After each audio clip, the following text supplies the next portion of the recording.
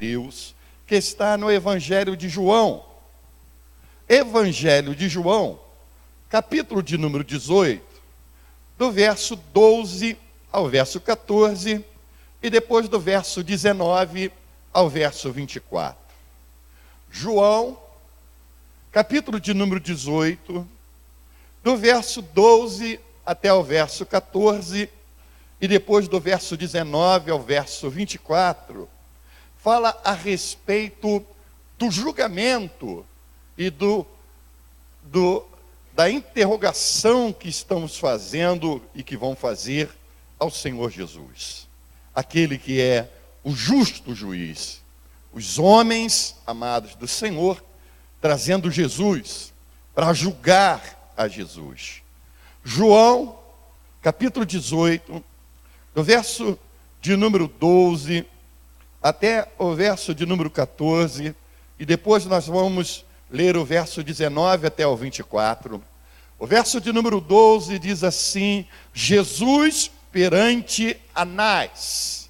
Assim a escolta, o comandante e as guardas dos judeus prenderam Jesus, manietando, e conduziram primeiramente a quem? Igreja do Senhor? A Anás, pois era sogro de Caifás, sumo sacerdote naquele ano. Ora, Caifás era quem havia declarado aos judeus ser conveniente morrer um homem pelo povo. Verso de número agora, de número 19, diz assim: então o sumo sacerdote interrogou a Jesus acerca dos seus discípulos e da sua doutrina. E declarou-lhe Jesus: eu tenho falado francamente ao mundo, ensinei continuamente, tanto nas sinagogas como no templo, onde todos os judeus se reúnem, e nada disse em oculto, diz a palavra do Senhor. Por que me interrogas? Pergunta aos que ouviram e o que lhes falei. Bem sabe eles o que eu disse.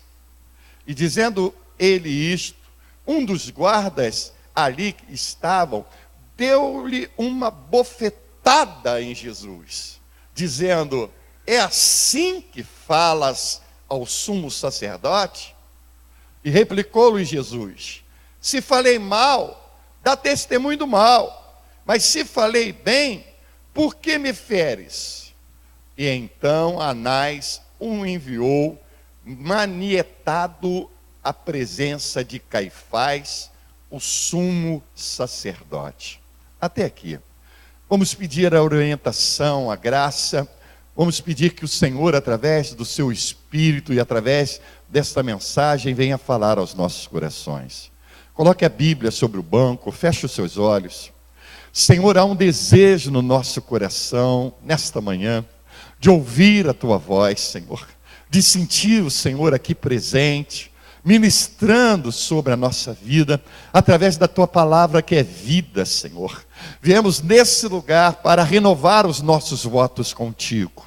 Viemos buscar orientação, direção, meu Pai. Muitos aqui, Santo Deus e Pai, saíram das suas casas e têm no seu coração o desejo de ouvir, Senhor, a Tua voz. Então, testifica através da Tua mensagem, fala através do Teu Espírito, dai-nos, Senhor, a orientação necessária, perdoa os nossos pecados. Nós clamamos o sangue de Jesus, desejamos que o Senhor venha usar a nossa vida, meu Pai, e colocar as palavras, meu Pai, na minha boca, Senhor, e vir de encontro aos nossos corações. Fala conosco, Senhor, porque o Teu povo necessita se alimentar. Nós desejamos pão do céu, Senhor, porque nem só de pão vive o homem, mas de toda a palavra que procede de Deus. E se essa palavra nesta manhã vier do trono da Tua graça, seremos alimentados rica e abundantemente. Fala conosco, Senhor, porque o Teu povo ouve, em nome de Jesus. Diga aleluia, diga glória a Deus, aplauda ao Senhor, o nosso Redentor, o nosso Salvador. Louvado seja o Teu santo nome, Senhor. Muito obrigado. Podeis assentar-se, igreja do Senhor. Nós temos aqui o relato bíblico do evangelista João, falando a respeito, amados do Senhor, de um julgamento. O julgamento daquele que é juiz de todos os juízes. Um julgamento daquele que julga com equidade. Um julgamento daquele, amado do Senhor, que o Salmo 7, verso 8 diz, Ele é o Senhor que julga os povos. O julgamento, amados do Senhor, daquele que Paulo diz a carta a Timóteo, capítulo 2, verso 4, capítulo 4, verso 1, não é? Segunda carta de Timóteo, capítulo 4, verso 1, Jesus há de julgar os vivos e os mortos. Mas ele se permite, amados do Senhor, ser levado. Ele se permite, amados de Cristo Jesus, ser colocado nessa situação. E muitos de nós, às vezes, queremos julgar o momento da nossa vida. Muitos de nós, amados do Senhor, às vezes, queremos definir e dar julgamento, porque julgar é decidir como juízo, julgar significa como decidir como árbitro, julgar significa decidir ou dar sentença, julgar quer dizer avaliar. E quantos de nós avaliamos os momentos que nós passamos da nossa vida e queremos ser Senhor nessa condição do julgamento? Mas eu lembro-me das palavras de Cristo Jesus, que o apóstolo Paulo, na sua carta, primeira carta à igreja de Corinto, no capítulo de número 11, no verso de número 25, no final do verso ele diz assim, em memória de mim, fazer isso em memória de mim. Então hoje, nesta manhã, quando nos reunimos como casa do Senhor, como igreja de Cristo, como corpo do Senhor, para tomarmos a Santa Ceia, celebrarmos a ceia do Senhor, precisamos nos lembrar de tudo aquilo que Cristo passou para que nós pudéssemos estar aqui nesta manhã. E dentre estas condições, uma delas foi essa condição do julgamento, em que ele é levado até o sumo sacerdote, não é? Esse que aqui está, Anás, que já tinha sido sumo sacerdote na sua época, mas agora era sogro do sumo sacerdote atual, Caifás. Mas toda essa condição começa lá no jardim, um jardim por nome de Getsêmani, um jardim, amados do Senhor, que no hebraico significa, amados de Cristo Jesus, prensa de óleo. Num jardim onde o Senhor foi prensado em todas as suas emoções, em todas as suas condições, até, amados do Senhor, a angústia fluir dos polos capilares de Cristo, a qual Lucas, com uma definição médica, uma visão médica, define essa circunstância em Lucas 22, verso de número 44, nós temos aí, telão, Lucas, capítulo de número 22, verso de número 44, se não temos, pegue aí a sua Bíblia, por gentileza, e vamos acompanhar, já está aqui no telão, e diz aqui, e estando em que igreja do Senhor? Em agonia, diga para o teu irmão, olha, em agonia, o Filho de Deus, que está em agonia, orava mais incessantemente, e aconteceu que o seu suor se tornou como gotas de sangue, caindo sobre a terra, diz a palavra do Senhor. A definição de Lucas aqui, amados do Senhor, é essa condição que é chamada pela medicina de hematidroses.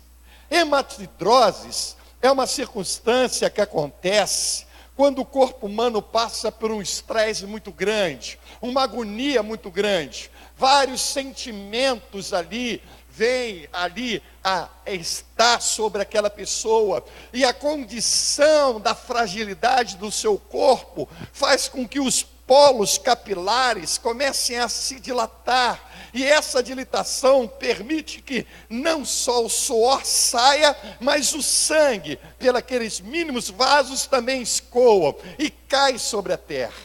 Olha como é que Lucas, que é médico, Lucas que é grego, Lucas que escreve o seu evangelho, ele define justamente essa condição de hermatridose, para que nós pudéssemos ter um mínimo de noção sobre aquilo que o nosso Senhor e o nosso Salvador está passando, está vivendo. A Bíblia diz que em agonia, olha, e estando em agonia, eu não sei se você já passou por agonia na sua vida, eu não sei se você já teve esse sentimento de agonia, mas quando nós temos esse sentimento de agonia, nós ficamos desesperados. Pode ser uma agonia por algum tipo de dor física, pode ser uma agonia por algum tipo de dor emocional, pode ser uma agonia por alguma circunstância que nós estejamos vivendo, ou sitiados pela alguma condição de medo, de postura, de imposição de alguém sobre a nossa vida. A condição aqui é que o Filho de Deus, o Senhor, o Salvador, aquele que há de julgar vivos e mortos, está vivendo um momento de agonia. Mas a palavra descrita no hebraico para agonia é diferente da nossa. A nossa agonia para nós é desespero, no sentido de quase nos entregarmos. A agonia de Cristo, essa agonia no hebraico, ela significa, amados do Senhor, aqui estando nessa situação que é mencionada, ela significa empenhado em combater. Diga para o teu irmão: Jesus está no Getsêmani, empenhado em combater. Diga para ele: empenhado em combater. O significado de agonia do hebraico, e a única vez que é usada essa palavra aqui, nessa passagem em hebraico, significa empenhado em combater. Ele está ali empenhado em combater toda aquela circunstância, toda aquela situação. Jesus sabe o que está esperando ele, sabe o tipo de morte que ele vai passar, sabe os momentos que estão ali para acontecer, e tudo aquilo, amados do Senhor, somado à parte espiritual. Tanto é que ele diz ao Pai: se possível, passa de mim esse cálice, se não, seja feita a tua vontade. Veja a agonia que Jesus está. E alguma daquelas árvores ali do Getsêmani foram testemunho dessa condição. Árvores estas que foram cortadas quando em 70 os romanos entraram e destruíram toda a cidade e cortaram todas as árvores em volta. Mas a oliveira, ela tem uma característica. A raiz dela, quando ela ainda está enxertada na terra, consegue então sair e brotar uma nova árvore. Talvez o que nós vemos ali em Jerusalém e no jardim do Getsêmani hoje seja fruto da raiz de árvores que testemunharam a respeito desta agonia de Cristo e que hoje estão ali, que vivem centenas e centenas de anos, sem falar coisa alguma, porque a árvore não fala. Mas a Bíblia nos espelha e nos diz que nós somos bem-aventurado o homem que não se assenta, nas rodas dos escarnecedores. Bem-aventurado o homem, não é? Que não se entrega, mas que medita na lei do Senhor, e na sua lei ele medita de dia e de noite. Ele é como a árvore plantada junto à corrente de águas, que no devido tempo dá o seu fruto, cujo a folhagem não murcha. Aquelas árvores não podem falar a respeito de Cristo. Mas dá uma olhada aí para esse irmão que está do teu lado, dá um sorriso para ele e diga para ele: as árvores não podem falar, mas o teu testemunho fala mais alto do que qualquer árvore. Seu testemunho de vida a respeito de Cristo Jesus. Agora, amados do Senhor, depois de todo aquele sofrimento, depois desse relato bíblico, depois de Lucas dizer que ele estava em agonia, depois de nós refletirmos sobre a agonia que vem sobre nossa vida, mas sabemos que no hebraico agonia quer dizer empenhado em combater. Nosso Salvador, ele ali naquele jardim do Getsêmani, é cercado por guardas. E aquele que o trai com um beijo. Judas vem, porque ele diz para os soldados: aquele que eu beijar, esse é Jesus. E Jesus pergunta: é com um beijo que tu me traz? Não é? É com um beijo, com uma atitude dessa? E os soldados pegam Jesus, levam Jesus, e levam Jesus justamente, amados do Senhor, para aqui, para esse lugar, aonde está Anás.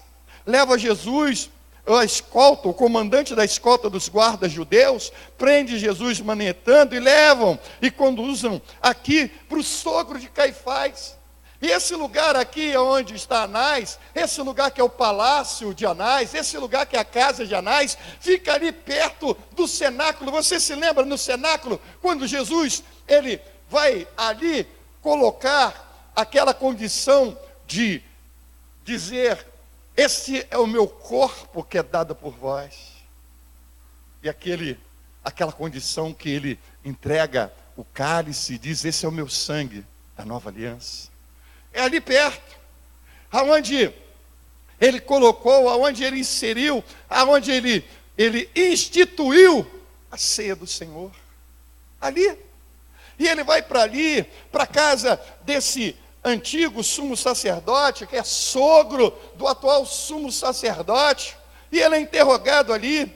Diz a palavra do Senhor, amados do Senhor, que Anás começa a interrogar a Jesus, e Jesus disse: olha, eu estive aí falando aí, e todo mundo ouvia, todo mundo sabia nas sinagogas, todo mundo sabia nas ruas. Pergunta a um deles, porque Anás começa a interrogar na finalidade de condenar a Cristo. Ele já havia pago 30 moedas de prata para Judas. Eles já haviam, amados do Senhor, chamado um dos discípulos de Jesus para trair Jesus. E agora eles, com Jesus em mãos, eles queriam matar Jesus de qualquer maneira.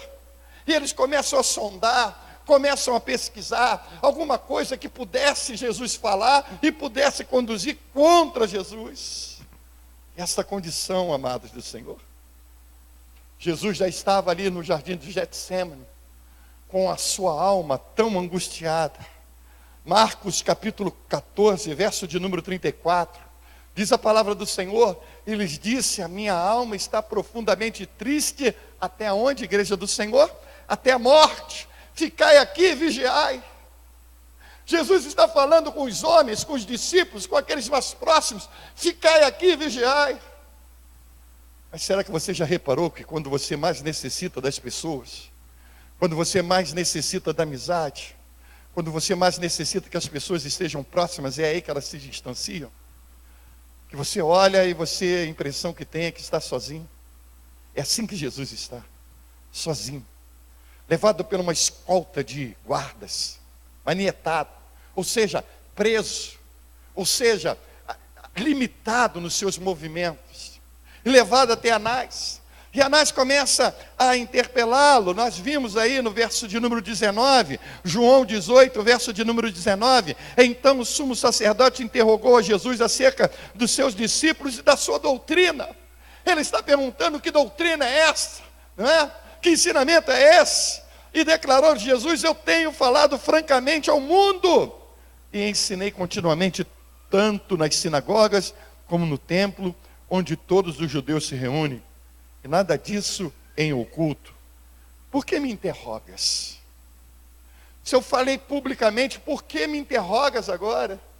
Por que você quer saber agora algo que eu falei publicamente? É só perguntar a um deles aí, que eles sabem dizer. E nesse momento vem um daqueles soldados, amados do Senhor, parrudos, e vai esbofetear Jesus, pá!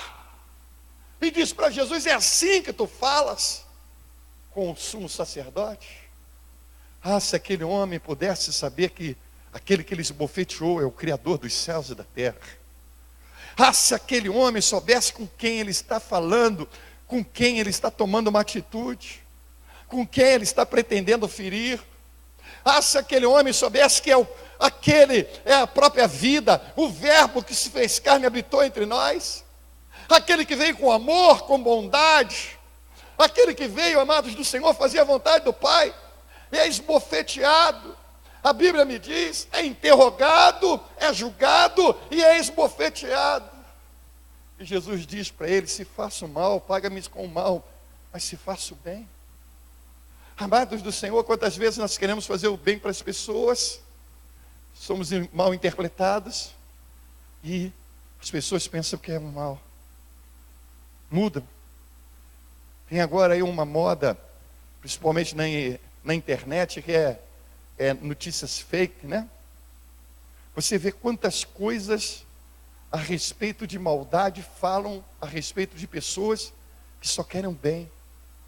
Como é que o mal se levanta e com uma facilidade tão grande, e causa tantas dores, e causa tanta destruição, mas depois a reparação não vem. A verdade eles não colocam, porque assim como gritam com a maldade, deveriam gritar também com a bondade. E é isso que o Senhor espera de nós, que a igreja do Senhor se levante com a bondade, se levante com amor ao próximo, se levante com complacência, com compaixão, com fidelidade, demonstrando ao próximo o amor de Deus que é demonstrado através de Cristo Jesus em nossos corações. E agora Ele está aqui, amados do Senhor, não é? Passando por toda essa condição. Mas a Bíblia me diz em Mateus, capítulo de número 26, verso de número 56, que tudo isto, porém, aconteceu para que se cumprisse as escrituras dos profetas. Então os discípulos todos, deixando fugir. Abandonado pelos homens, sendo julgado pelos homens, sendo esbofeteado pelos homens, sendo maltratado pelos homens, por causa de mim e por causa de você. Levanta a tua mão aí para Ele e diga: Senhor, eu reconheço nesta manhã o quanto o Senhor passou, viveu, Senhor, e sofreu por minha causa. E desejo que o Teu Espírito Santo me ajude a valorizar cada dia da minha vida em Teu nome, Senhor, para glorificar o nome do Senhor. Diga aleluias a Deus. O que eu quero ver com você nesta manhã, antes de nós participarmos da ceia do Senhor, são justamente os aspectos ilegais desse julgamento do Senhor Jesus. E quero meditar com você que no seu coração, você diz assim: mas espera aí, eu não merecia passar por isso. Espera aí um instante. A minha vida que eu estou vivendo, essa circunstância que eu estou vivendo no meu casamento, essa situação que eu estou vivendo na minha vida financeira, essa condição que eu estou vivendo na minha saúde, essa circunstância que eu estou vivendo na minha vida profissional, eu não merecia isso. E muitas das vezes nós ficamos angustiados. Mas eu quero com você, à luz das Sagradas Escrituras, verificar evidências que Jesus passou, e que Ele, o Santo de Israel, não merecia nada dessa condição. Você veja que Ele é levado, amados do Senhor, até a casa de Anás. E Ele é levado à noite. E à noite não se podia prender ninguém. À noite não podia se levar ninguém preso.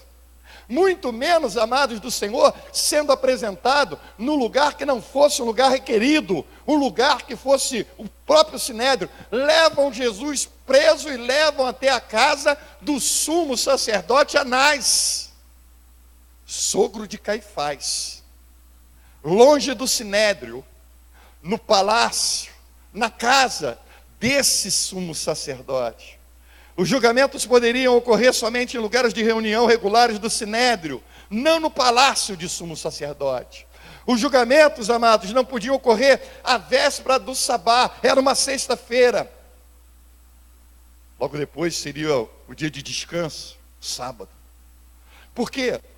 Os julgamentos deveriam ser feitos num dia em que pudesse dar a chance e a oportunidade de todos fazerem uma avaliação e no outro dia ainda ter a possibilidade daquele que estava sendo julgado se defender. Então no sabate ninguém poderia se defender, que não era permitido fazer nada, muito menos em dia de festa, como estava próximo à Páscoa. Então nós vemos a ilegalidade desse julgamento. Nós vemos como é que os homens estão passando por cima das próprias leis para poder julgar, para poder fazerem com que o intento dos seus corações prevalecesse. Quantas vezes nós tentamos passar por cima da palavra de Deus? para que o intento dos nossos corações prevaleça. Quantas vezes deixamos a palavra de Deus do lado, para que os nossos desejos sejam prevalecidos, para que a nossa satisfação, para que a alegria da nossa alma prevaleça. E aqui, amados, nós estamos vendo isso claramente. Uma outra condição desse ato ilegal é que a sentença de culpado só poderia ser dita no dia seguinte ao julgamento. E eles vão dizer que Jesus é culpado nessa própria sexta-feira, nesse próprio dia. Outra condição, amados do Senhor, é quanto às testemunhas. A Bíblia me fala, amados de Cristo Jesus, que nós só devemos receber e valorizar a respeito de quando nós tivermos 2 ou mais testemunhas. Coloca para mim, telão, por gentileza, por favor, Deuteronômio, capítulo 19, verso de número 15. Olha o que diz a palavra do Senhor. Uma só testemunha não se levantará contra alguém por qualquer iniquidade ou por qualquer pecado, seja qual for que cometer, pelo depoimento de 2 ou 3 testemunhas se estabelecerá o fato. Então precisava de 2 ou 3 que falassem sobre a mesma coisa, não é preciso com a mesma palavra. Nós temos aqui o testemunho de 4 evangelhos, que falam de formas diferentes, não com as mesmas palavras, a respeito do Messias, dos atos. Então nós podemos aqui perceber que eles estão falando a verdade. Agora a lei, não é, dada a Moisés, está dizendo, olha, precisa ter 2 ou 3 testemunhas, que falem praticamente as mesmas coisas, os mesmos fatos, as mesmas condições que aqui estão. Olha o que diz Deuteronômio 17, verso de número 6. Diz assim: por depoimento de 2 ou 3 testemunhas será morto. O que houver de morrer por depoimento de uma só, não morrerá. Então precisava de 2 ou 3 testemunhas falando a mesma coisa, para que aquela pessoa fosse réu de morte. Mas o que está acontecendo no julgamento de Jesus é que as testemunhas que foram levantadas não são coesas, não falam, elas se contradizem, não falam a mesma coisa. Olha só o relato bíblico de Marcos, capítulo de número 14, verso de número 56. Veja os aspectos ilegais desse julgamento. Diz a palavra do Senhor: pois muitos testemunhavam falsamente contra Jesus, mas os depoimentos não eram o quê? Coerentes. Não eram coerentes. Eles falavam falsamente, se levantavam falsamente, mas não tinha 2 ou 3 testemunhas que falassem a mesma coisa. Olha o aspecto ilegal, irmãos, dessas pessoas que se levantam, que são compradas, não é? Nada diferente, amados do Senhor, dos dias de hoje, que com uma facilidade tão grande as pessoas, irmãos, é tão difícil nós conseguirmos fazer uma caminhada de retidão, sabe? Retidão, de testemunho de vida. E basta às vezes uma pessoa que não tem nem a vida íntegra se levantar para abrir a sua boca para destruir toda essa caminhada. Quantas vezes pessoas, elas no seu trabalho são vítimas de circunstâncias dentro dessa situação, dentro dessa área, né? Que falsas pessoas se levantam para levantar falsos testemunhos. E olha aqui Jesus sofrendo dentro dessas circunstâncias. Estão testemunhando falsamente contra o Messias, estão testemunhando falsamente contra aquele que é a própria verdade, estão testemunhando falsamente contra aquele que é o Senhor da vida, e eles não são coerentes, e estão julgando o Mestre, estão julgando Jesus, estão dizendo que Jesus é culpado, amados do Senhor, mas eles estão divergindo-se entre si, mas estão considerando Cristo culpado, dizendo que Jesus ele está blasfemando. Quando Jesus diz a respeito da sua própria identidade como filho de Deus. Estão aqui, amados do Senhor, violando as leis da própria sociedade, passando por cima de tantas as situações para fazerem com que as condições que eles haviam planejado fossem ali colocadas em prática.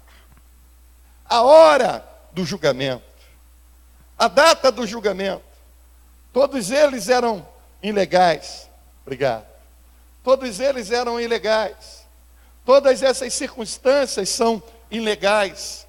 Nós podemos ver aqui, amados do Senhor, todas essas situações, né? O momento sendo impossibilitado da defesa de Cristo se defender, de Cristo desejar se defender, né? Os requerimentos de pena para poder suspender a pena de morte no outro dia, não podia, porque outro dia era sábado, então não podia, não é? O Sinédrio, ele não tinha autoridade para poder declarar uma sentença. O Sinédrio, que era composto por anciões e sacerdotes, ele tinha que exaustivamente sondar para ver se aquilo que as testemunhas estão falando referente àquele que está sendo julgado, se é verdadeiro. É esse o papel do Sinédrio. E nós vemos o papel do Sinédrio dizendo assim, ele é réu de morte. Dizendo que Jesus é réu de morte. Dizendo ali, amados do Senhor, que Jesus merece passar por toda essa condição, não é? As acusações contra Jesus, as acusações são mudadas durante o julgamento. Irmão, durante o julgamento não se pode mudar a acusação. Primeiro estão dizendo que Jesus blasfemou, e primeiro estão dizendo, amados do Senhor, nessa condição de blasfêmia, que ele declarou que ele derrubaria e acabaria com o templo em 3 dias e o reconstruiria. Jesus está falando a respeito do santuário que ele mesmo é, não é? Ele, como santuário, ele iria se entregar, iria morrer, iria passar 3 dias, e ele iria ressuscitar, reerguer.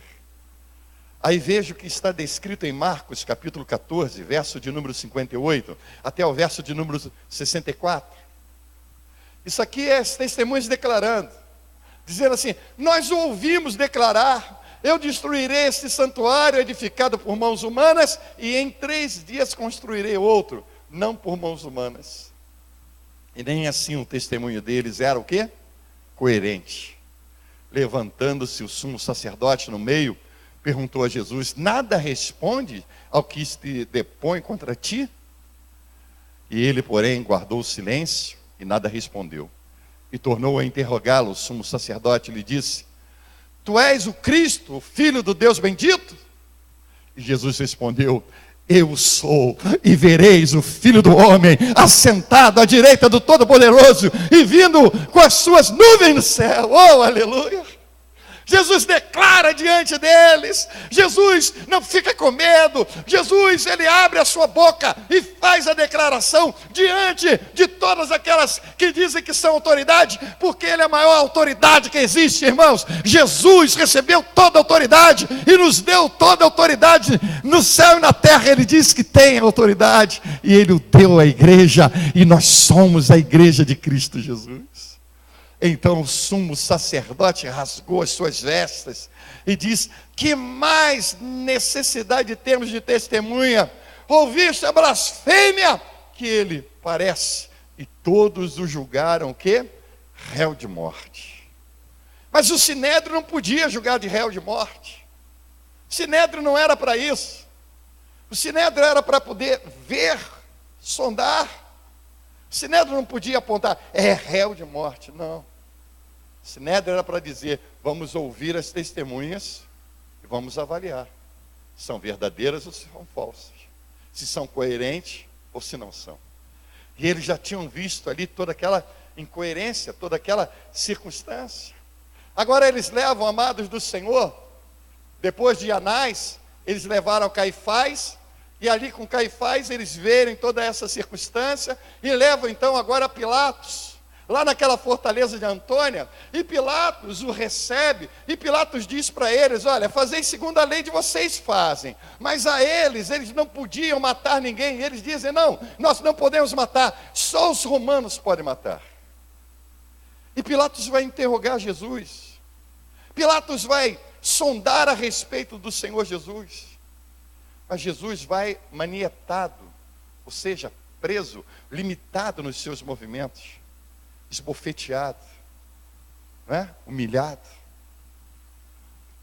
Pense a respeito dos passos de Jesus, do palácio da casa de Anás até Caifás, de Caifás para Pilatos. E chega em Pilatos, amados, eles mudam, porque eles agora estão dizendo que Jesus blasfemou e que Jesus está dizendo que vai reerguer o santuário em 3 dias. Mas para Pilatos, para que Pilatos possa condenar, eles dizem: olha, ele está dizendo que ele é rei e que a nação não deve pagar imposto a César. Falando daquele que disse: o que é que tem aí atrás dessa moeda? E alguém disse: é a esfinge de César. E ele disse: dá a César o que é de César, e dai a Deus o que é de Deus. Falando esse que defendia a condição ordeira, a organização. Aquele amado do Senhor que veio anunciar para os homens que existe um reino dos céus. E nesse reino dos céus nós não vamos levar tesouro, material, nem moeda, nem o seu carro que você trata tão bem, nem a sua casa que você limpa tão bem, nem aquela panela que você é acostumado a cozinhar, você vai levar. Mas eu vou te dizer uma coisa.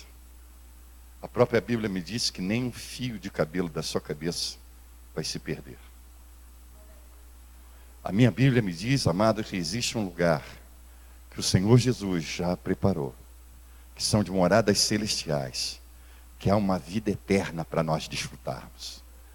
Lá não vai ter dor, lá não vai ter choro, lá vai ser enxugada toda lágrima. Inclusive essa que você está chorando nesse momento, por causa dessa angústia, por causa dessa aflição, por causa dessa insatisfação. O Senhor, nosso Deus, há de nos abençoar.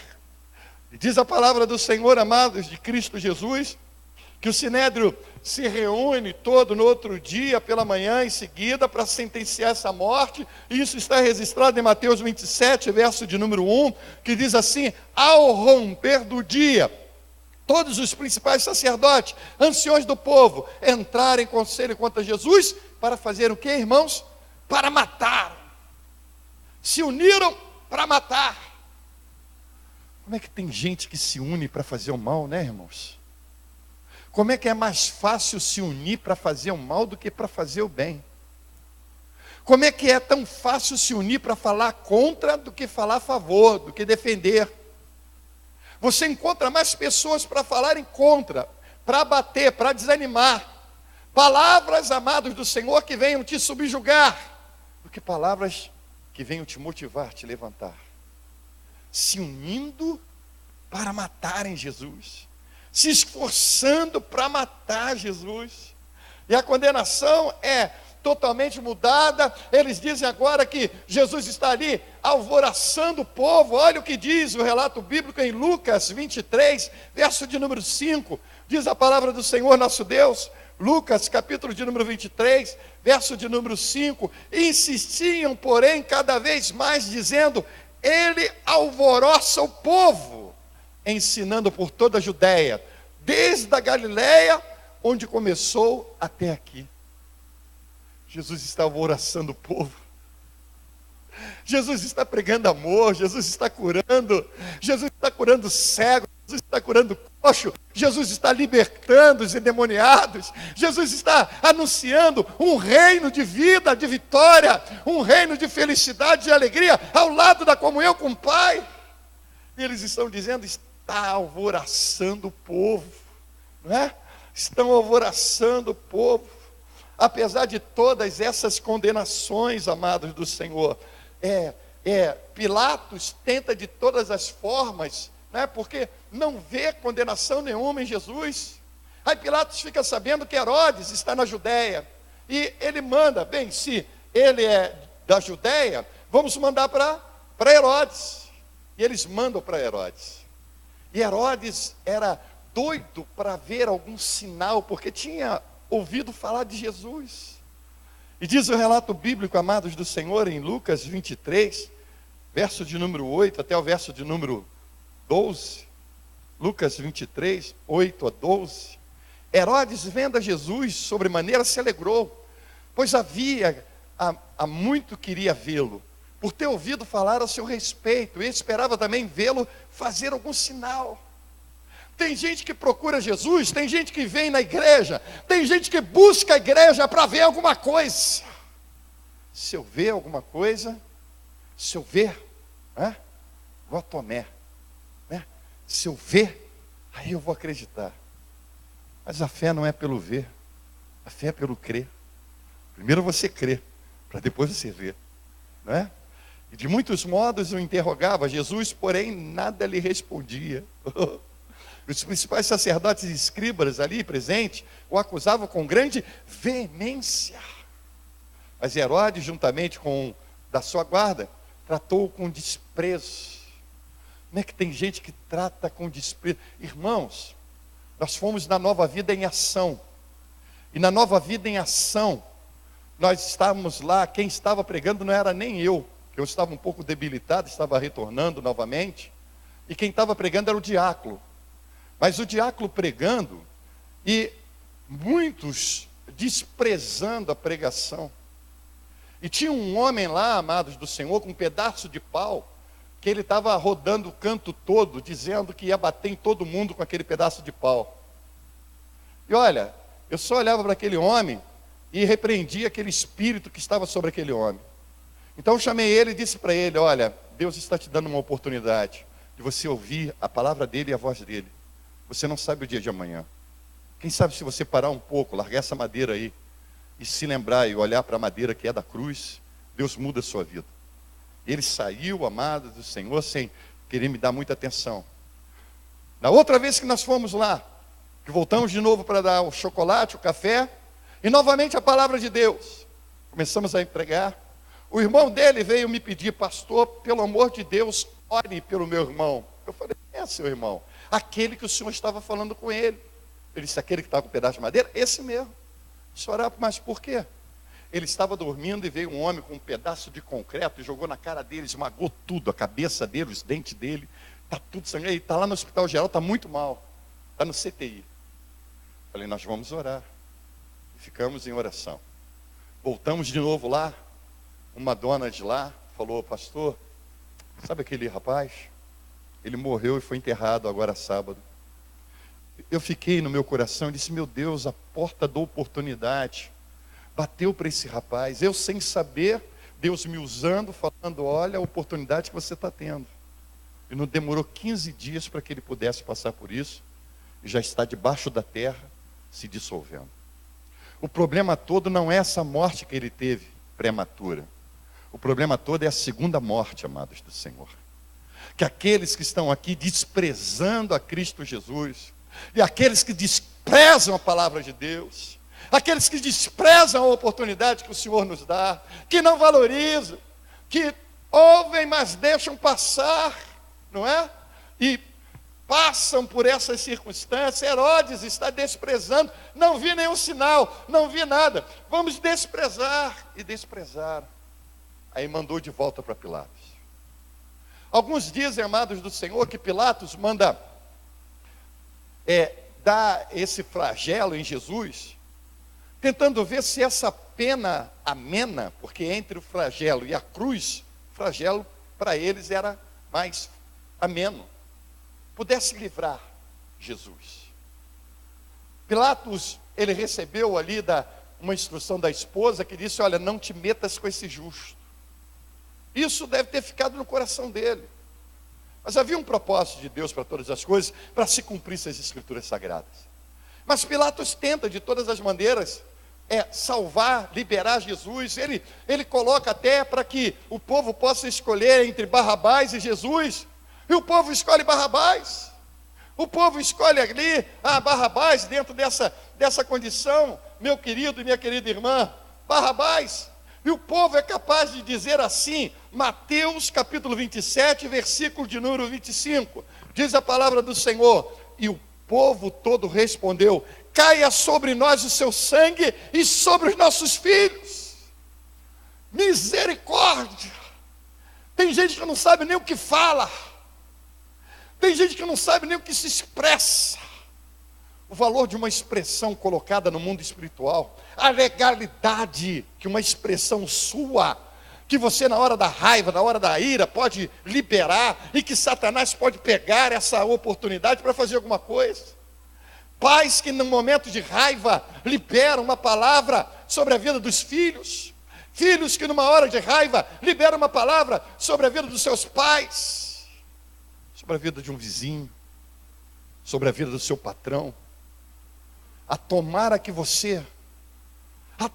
que no mundo espiritual, irmãos, a palavra, ela tem o seu peso de legalidade.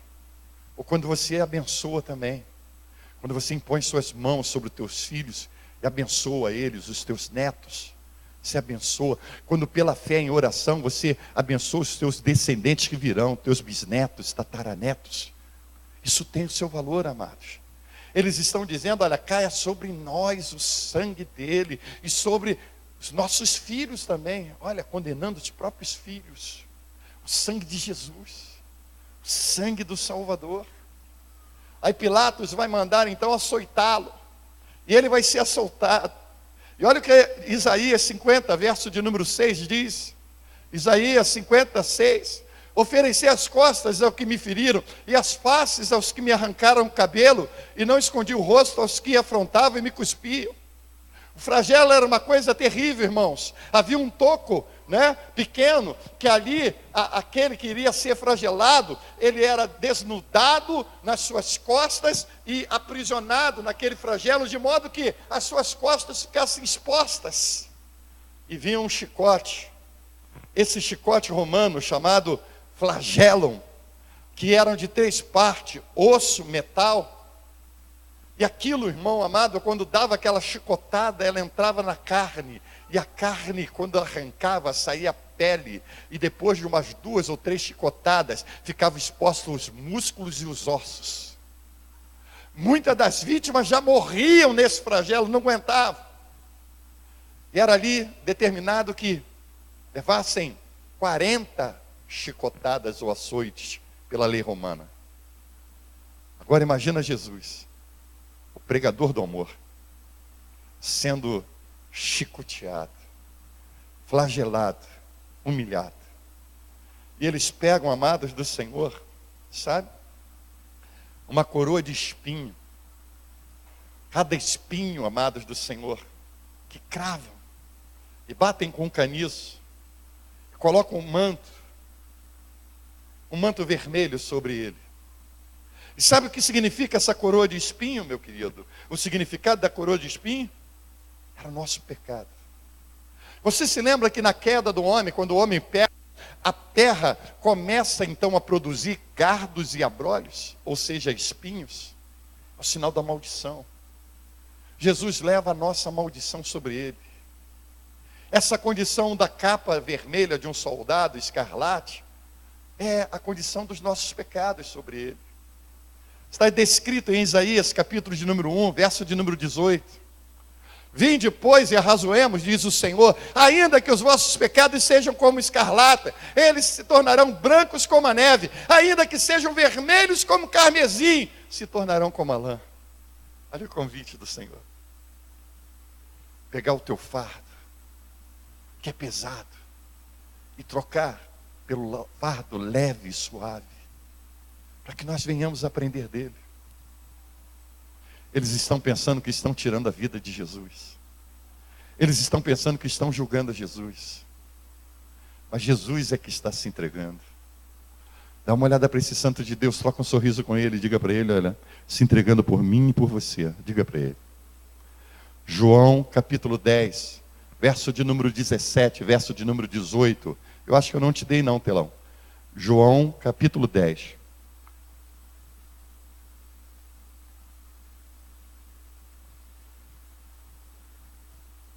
Verso de número 17 e 18. Palavras do Senhor, do Salvador. Por isso o Pai me ama, porque eu dou a minha vida para a reassumir. E ninguém a tira de mim. Pelo contrário, eu espontaneamente a dou. E tenho autoridade para entregar e também para reavê-la. Este mandado eu recebi do meu Pai. Jesus está se entregando. Eles estão pensando que estão julgando Jesus. Oh, meu Deus do céu, Ele é que vai julgar os vivos e os mortos.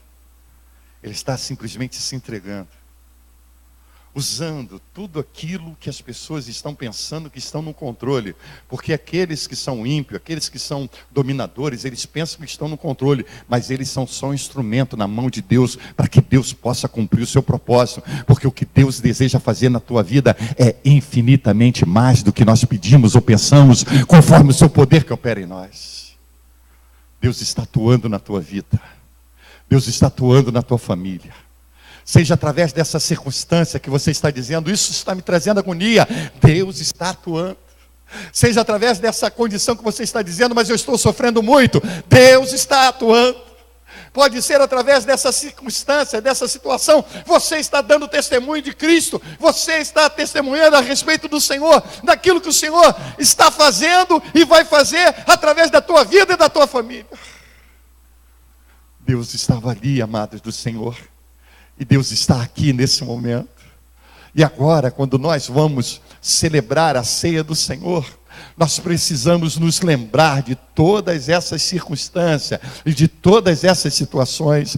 Ele se fez maldito por nós. Ah, amados do Senhor, Ele ali na cruz do Calvário está te justificando, me justificando, o justo nos justificando, amados. E nós precisamos ter no nosso coração, nesse momento, a gratidão, o reconhecimento. Ah, Senhor nosso Deus, aqui nós estamos, Senhor, nessa manhã, para sermos preparados por Ti, pela Tua palavra, meu Pai, para estarmos na comunhão da fé em nome de Cristo Jesus, através da ceia do Senhor, tomando em nossas mãos o pão que simboliza o Teu corpo esse, Senhor, que foi entregue, pois deveríamos ser nós é que somos pecadores, mas o Senhor se entregou ali, o Senhor se entregou. Ah, eles pensam,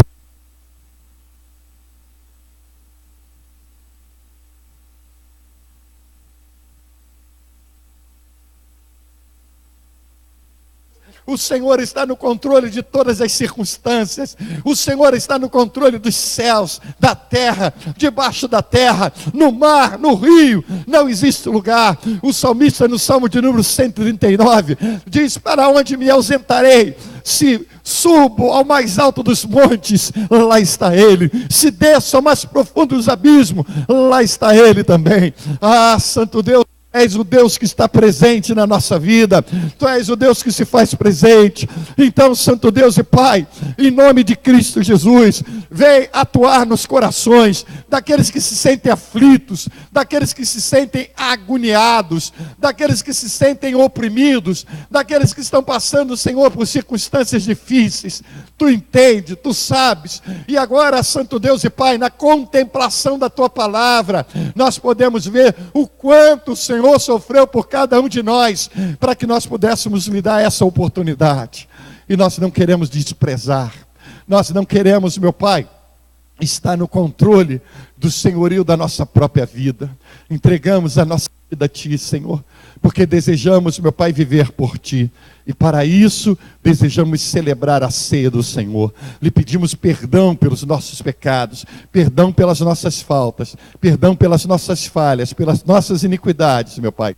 Lhe pedimos que seja o Senhor agir no meio do Teu povo, convencendo da justiça, do juízo, do pecado. Abençoa, Senhor, esse Santo Deus e Pai que se encontra limitado, enfermo, debilitado. Ajuda-nos, meu Senhor dos Exércitos, nessa nossa caminhada, que possamos conseguir, meu Pai, caminhar, Senhor, na certeza e na convicção, Senhor, que estamos em direção ao alvo, ao autor e consumador da nossa fé. Meu Senhor Jesus, nos abençoa nesta manhã e abençoa os elementos sagrados, em nome do Pai, do Filho e do Espírito Santo, e que a igreja do Senhor diga amém, diga glória a Deus, diga aleluias ao Senhor. Os irmãos vão levar até você a Santa Ceia. Reflita, meu querido, minha querida irmã, em cada circunstância que o Senhor Jesus passou, e em nome de Cristo Jesus, que no teu coração você deseje ter essa comunhão plena e verdadeira, em nome de Jesus.